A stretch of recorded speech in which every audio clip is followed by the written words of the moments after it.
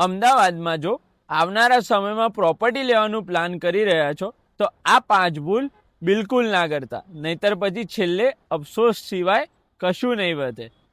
પહેલી ભૂલ, ખાલી પ્રાઇસ જોવી. એવું જરૂરી નથી કે આટલી પ્રાઇસ છે એટલે પ્રોપર્ટી ચીપ છે.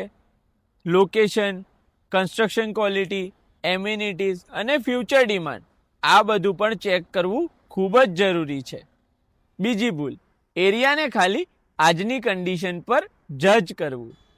આજે ભલે એરિયા અંડર ડેવલપિંગ હોય, પણ આગળ જતાં infrastructure, rods, connectivity, commercial development શું આવવાની છે એ જાણવું પણ ઇક્વલી ઇમ્પોર્ટન્ટ છે.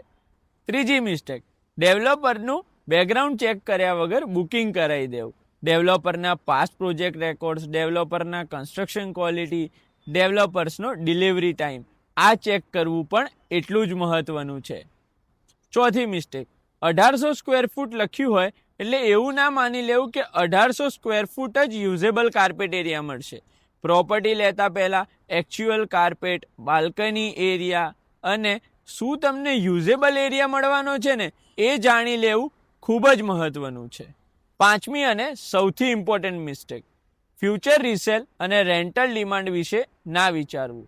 ભલે તમે અત્યારે પ્રોપર્ટી એન્ડ યુઝ તરીકે લો છો, પણ ફ્યુચર ડિમાન્ડ એની શું આવવાની છે એ વિચારવું તમારા માટે સૌથી પહેલો પોઈન્ટ રહેવો જોઈએ.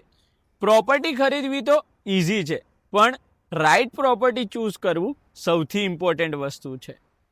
તો બુકિંગ કરતાં પહેલાં આ 5 પોઈન્ટ જરૂરથી જોઈને જજો.